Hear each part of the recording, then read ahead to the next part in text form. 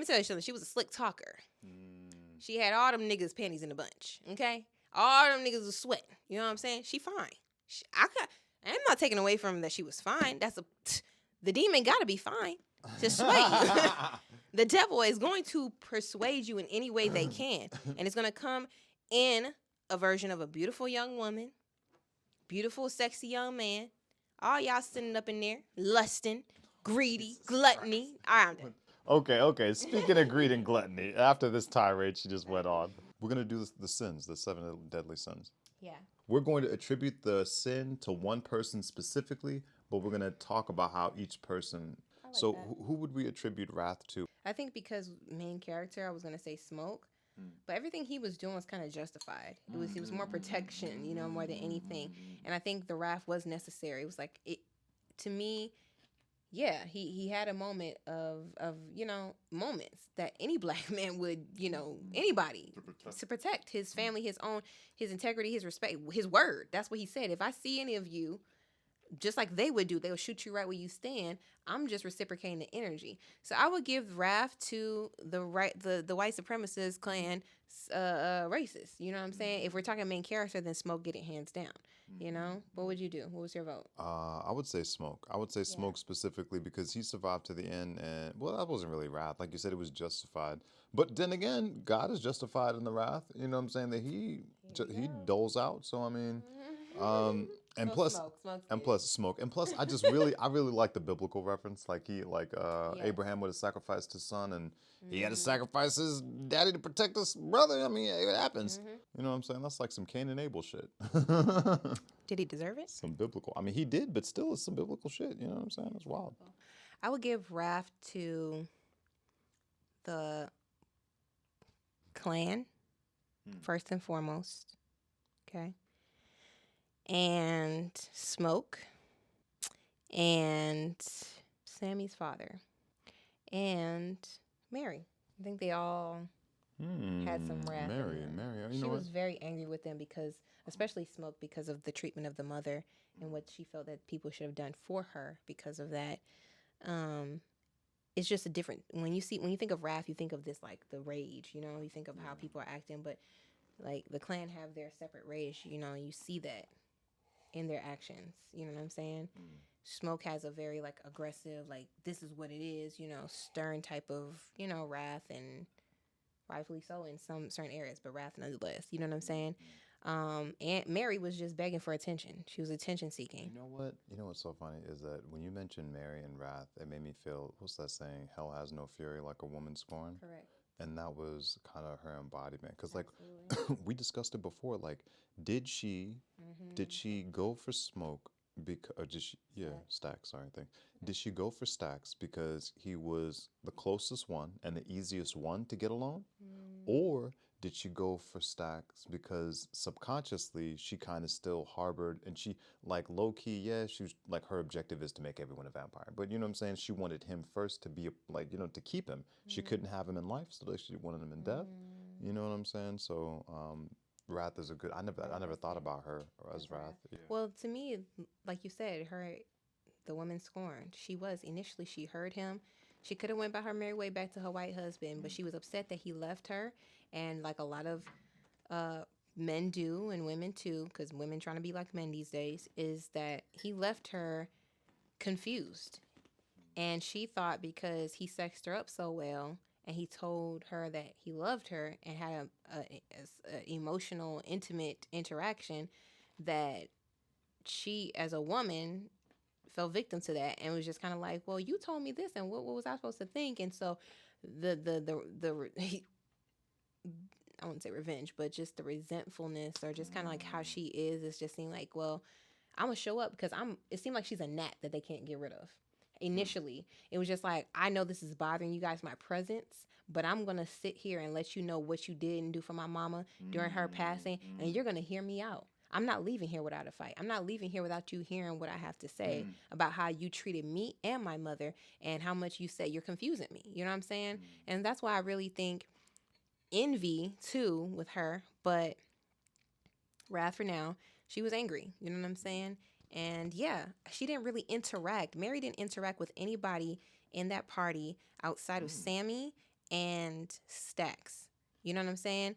Even when Annie defended her, there wasn't much interaction with her. I seen Annie interacting with the Asian lady, Lisa, I think her name was. But you know, even just when Sammy was singing, she was always by herself, enjoying the party, enjoying the music by herself. She really didn't engage with any of the other characters. She was upset with Smoke, so she said something out loud when she knew he was in the vicinity, but she never directed anything to him. You know what I'm saying? So I feel like it was because Stack was an easy target, because she knows how to sway him. She could seduce him. Yeah. You know. And speaking of seduction, oh my God, we joked about this, but listen. The spit scene. Can we talk about the drool scene? All right, now guys, gentlemen, He's been right. irritated with this scene. I'm irritated with the scene, not to kink shame anyone. I'm not saying it's nasty, it's disgusting. Right. But it's the fact that, bro, it wasn't like she was slurping you up. You know what I'm saying? And and then you were just like, wow, what a wet mouth. I just want to, But it was like, this man had real deal drool, like concerning level of drool. Yeah. I would have, like, I can't even make that joke. But you know what? The point is that I would really consider why she's drooling and whether or not it was ethical to continue. Okay. So anyway, I would be like, but anyway, he was like, you drooling.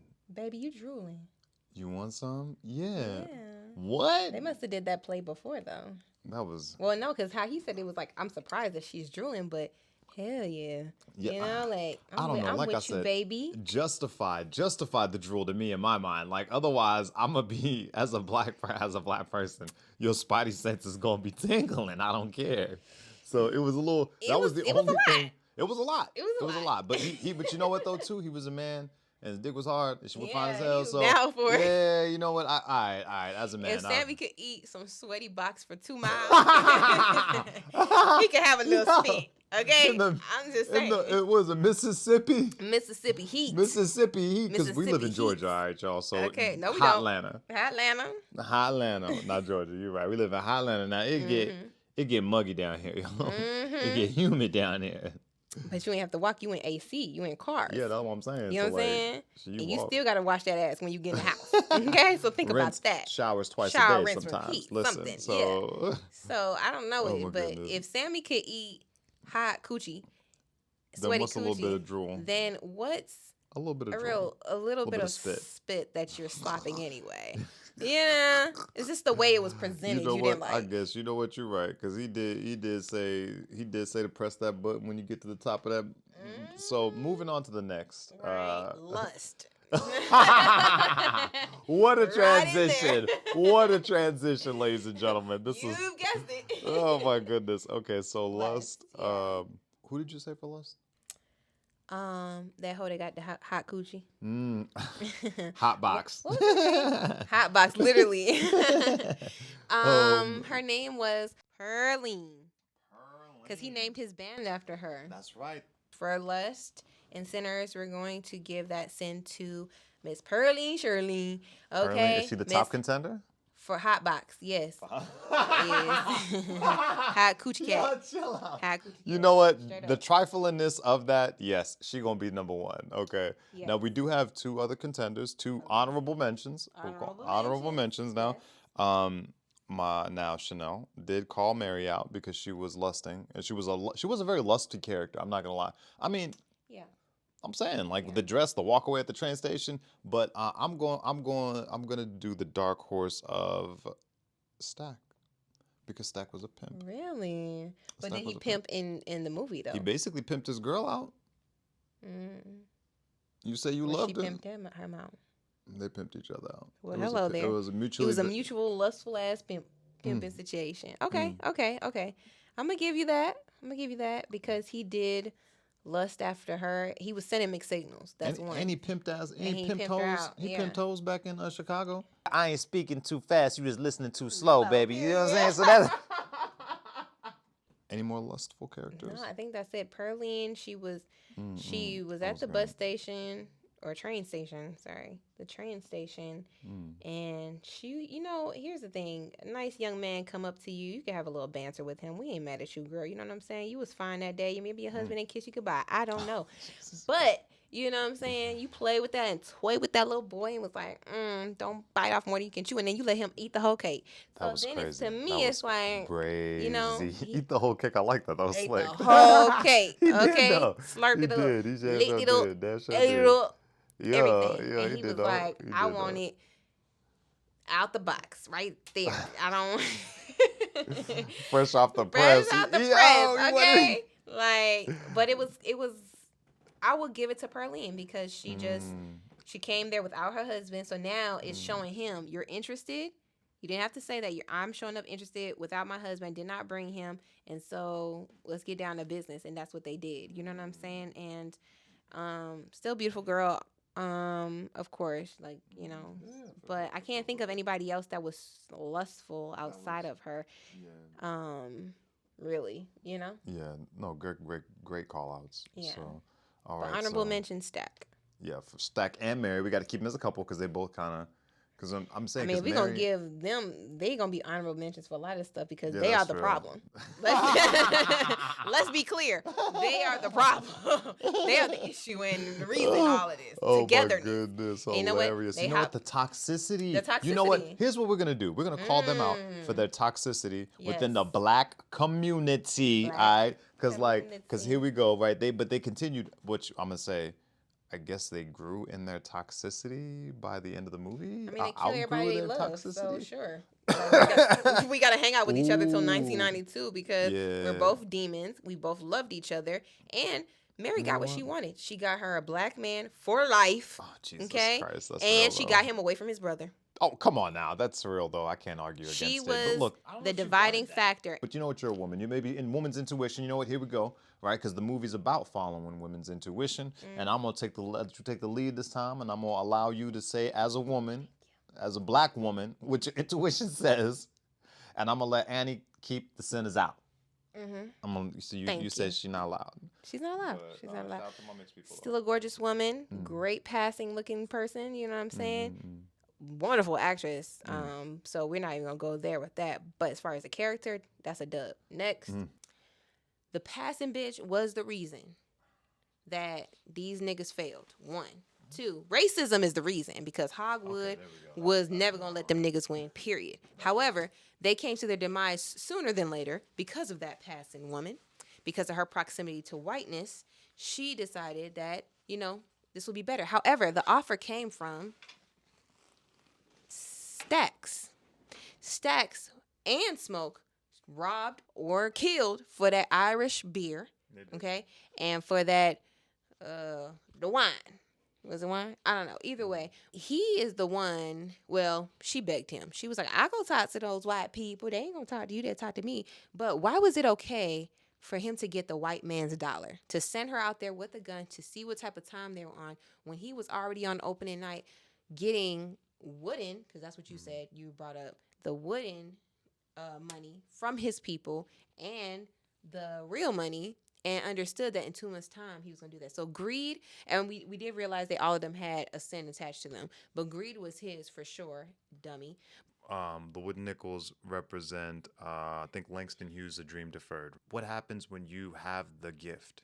You have the capacity. You're capable. You're more competent at this task and this skill set than anyone who ever. You breathe this thing. You are a blacksmith. You breathe being a blacksmith. You are a poet. You are amazing at it. You were born to do this. But you're told because you're black, you're incompetent.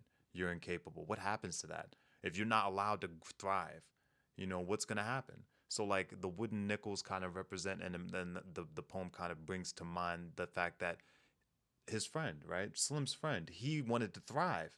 He wanted to grow. He wanted to expand. He had real money. He was going to go. He was going to leave. And they did not allow him. But I bet if he had a pocket full of those wooden nickels, he'd have been fine. Now, I'm not saying it's okay. But what I'm saying is that's a dream deferred. It was learned helplessness. If you thrive, we'll just demolish you. We'll kill you. These are the consequences for thinking you're better than what we tell you are. So, and so to circle back to Smoke, or Stacks, and the money, you're right. Like, so the thing about it is it's a perfect representation of the black community because Martin Luther King, I think before he died, made a statement, had I known what I was into, had I known I was integrating my people into a burning house, he would have stayed segregated. Absolutely. And so, so I think that, yes, and then that's a problem within the Black community is we have Black-owned businesses and we are always looking for the quick dollar, and we don't necessarily, like you said, go for the long dollar, which is staying in the community, keeping that money in the community, not letting any outside influences affect the community. Because check this out. I went to HBCU, which will remain nameless. Ain't trying to get y'all away like that. But shout out to HBCUs. You know what I'm saying?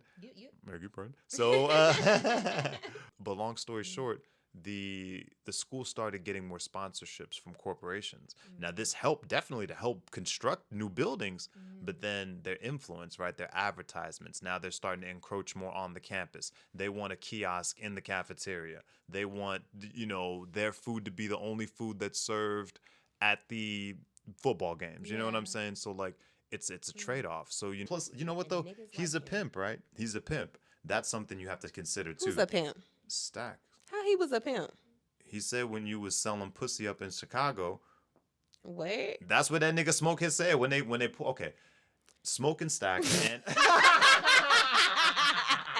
Yo, if I missed this shit, I am lost. So anyway. Yeah. Because Smoke was getting pissed. He was like, yo, these fucking wooden niggas, like, this shit bad for business. Remember that conversation? Yeah, yes. It was all three of them. Yeah. He was like, when you were in Chicago selling pussy, did you sell it on credit? He was like, hell no. He was like, why the fuck we gonna take wooden nickels? And he was like, that's what he said. So anyway, the fact that he's a pimp, to me, he was willing.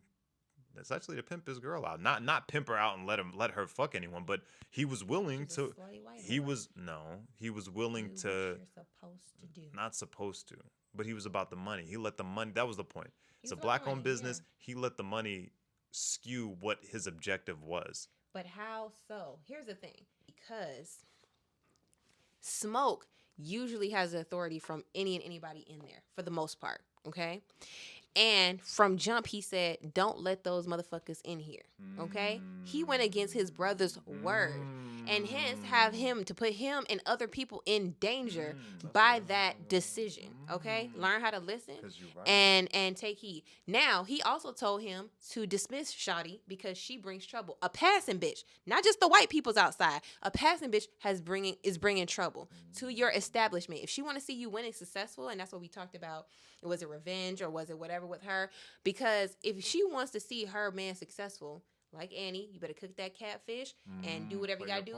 Play your part, play your position. Your position is to get the fuck up out of here because you alone, looking the way you do, unfortunately, you came out how you came out. Yes, I love you. He gave her that. He took off his hat. He gave her the respect. He gave her, I love you. She crying. She going here listening to music. Bitch, leave. Go to that white man I set you up with and do all of us a fucking favor. You know what I'm saying? He sold out his community, point blank period. Because why is it acceptable 1 minute to accept your community's wooden dollars for opening night and 30 cents on the table instead of 50 cent whole, and then you all of a sudden in a 2-hour span or an hour span or however long the party is, this white hoe come convince you because you ate her cooter out or whatever and you get excited or whatever the fuck, so you can get a quicker buck. When you just told your brother, you and Annie was like, these are hard-working people, it's just hypocritical. That's what it is. Most of the Black men I know that have relationships with people outside their race have gotten done way dirtier than they ever anticipated a Black women doing them. Period. Stacks was being hypocritical, okay? He was telling his Black brother and his Black bitch that, okay, let's have a conversation. This is a family business, okay? Your bitch that you fucking is not included in that, okay? She didn't contribute anything to the party. Annie contributed safety for everyone there and was able to see a demon straight out the gate, protect them with the garlic and with the pickle. She provided safety, wisdom, spirit, anything. She provided fish, okay? She provided fucking patriotism, okay? She was selling, okay? All that bitch did was show up in a silk dress and ask you to come fuck her out and ate your ass up. That's all you did. She didn't contribute to any. Even the Asian bitch was contributing. She contributed to their downfall too. But you know what I'm saying? It was a lot of steps before she got there. This movie is hitting a lot of points, and a lot of people are pulled to watch this over and over because of that. It's not something that you never seen before, experienced before, and you should not have an opinion on it. Let me tell you something. Annie didn't blink an eye when that white man came up there. She listened to her man. And her man said they ain't coming in here. And she also stuck up for Mary and said she fucking family. She ain't got to answer to you. You know what I'm saying? I got to let you know what's up. Don't talk to her. You talking to him. You know what I'm saying? Like, let's not act like this. Let's not play that. Okay? Respect the black woman. You know how many times black women have to play all the different roles. You know what I'm saying? Stacks was also a jealous, envious ass nigga, okay? Because Annie, when he became a demon, he started banging on the door, and Annie started saying certain things, and he was like, you gonna let that girl come between us? What you got, whatever. He was talking his shit, right? And he was telling Smoke, you can come. And meanwhile, he was fucking around a bitch that actually tore him into pieces in front of his brother, okay? And actually tore him from his brother, life and death. Hello. Okay, then. You know what I'm saying? And exactly. And so to me, it's like you had a little envy towards your twin. You know what I'm saying? Because something happened when the umbilical cord got damn, it wrapped around. It might have made Smoke dick bigger. Maybe. Okay. How that nigga act, he got a bigger dick than Stack. Okay. So. You know what I'm saying? And it was another reason, but I can't think of that right now because I'm too hot, y'all. I'm too hot. But why would he My mic say? is on fire there. What your point was, I think earlier, was that bring me back. Okay. Your point was that the brother was low-key jealous that the black woman, Annie, would tear the brothers apart. But you said that the mixed girl, Mary, the passing girl, Mary, Mary, actually, literally tore them apart. Correct. He was so worried about, because he's a demon now, so he doesn't want to, be dead. You know what I'm saying? He doesn't want to be dead. He wants to, what's the word? He wants to fulfill his vampire deal. You know what I'm saying? Kill everybody in the damn house, in the damn Jew joint, whatever, brother included. You know what I'm saying? Because he's a demon. But he just started talking about, like, you letting Annie come in between us. You know what I'm saying? This whole time. You brought up a good point. You said Annie, when they were talking, when the demons first came in and tried to get invited in, and she was supportive of a man, stood behind Smoke, and said, because when they asked, like, why is she allowed to be in here? Yes. And Annie stood up for Mary and was like, she's family. Yeah. And you're right. She took a supportive and protective role. She also provided sustenance. Yes. I don't know if we mentioned that, but she provided the food. So she was literally sustaining the entire party. Annie, she was comfortable in the bayou. She didn't pretend to be anything that she wasn't. That's one. She knew who she was, and she was confident in that. The money situation, where she is, like, where she lives. She was content. She didn't want his Chicago money. It is what it is. But she said, I can contribute sustenance to feed the community, because this is what I bring to it. Both women had a job to do. One failed and one didn't. That's all I got to say about that. Annie protected them from the demon. Cornbread ass was a goddamn fool. I, in the movie theater, could see this nigga was off. Even in there, I was like, God damn, they don't see that. But she peeped it. You know what I'm saying? She peeped it. And she protected her man, because obviously he was preyed on during his grief.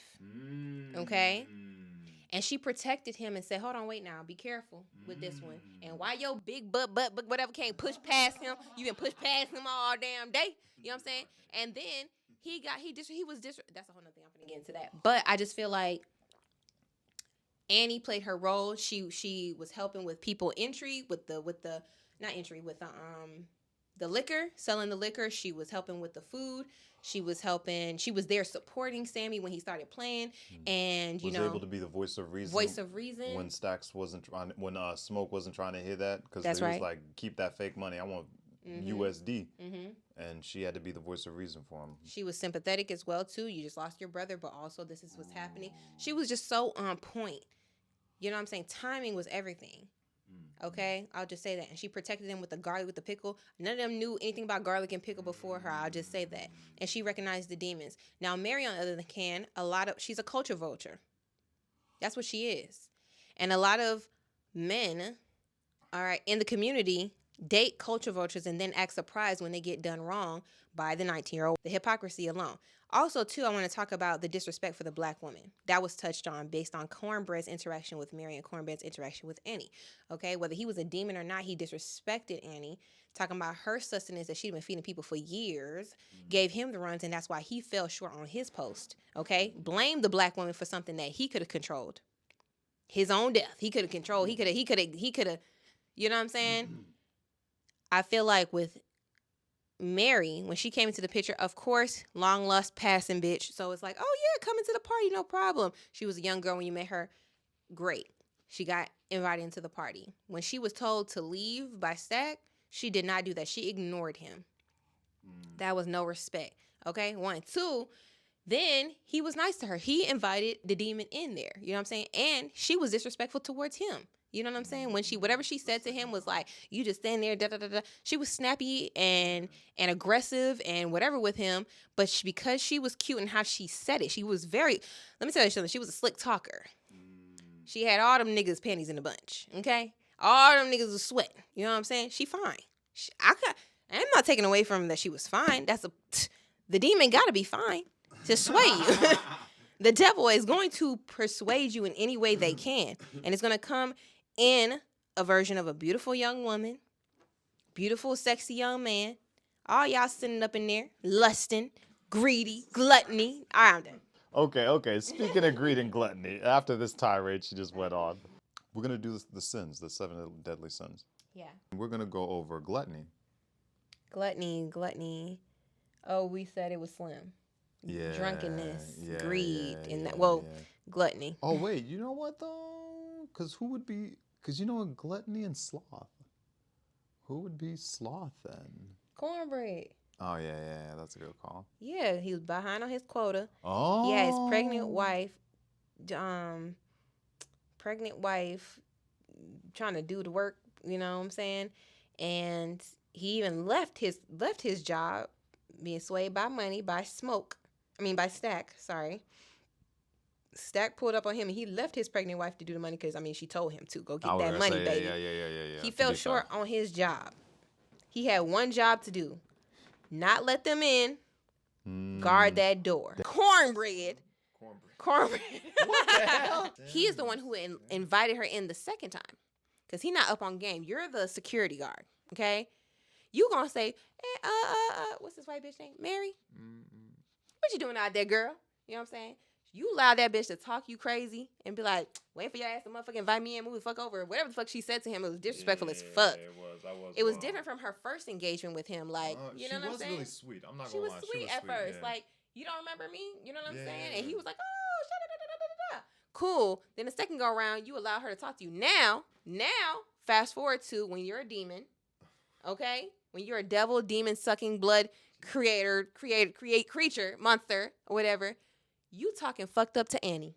Talking about her catfish gave you the runs. Ooh. She using old things and that. You saying, fuck that, what that bitch talking about. You But he disrespectful was to a the demon. black woman. He was a demon. I don't give a fuck. He That's a was. part of you. That's a part of you. Every vampire, they still had something intact with who they were. That's why Stack and Homegirl still had a part of their humanity or whatever they respect enough that he didn't touch The Sammy. Yeah, Sammy. So you had some type of fucking brain cells. Don't get it twisted, okay? Cornbread ass was behind on his quota, okay? And he had his pregnant wife out there barefooted. He don't respect black women. Straight up. Oh my God. Straight up. He don't respect First of all, himself. all right, Look you know at him, what? cornbread. That's- You don't respect him. But this little slim white bitch Okay. get in here because you know her from Okay. since she was young. Over here Look. talking about being kind to one another, nigga. You know what?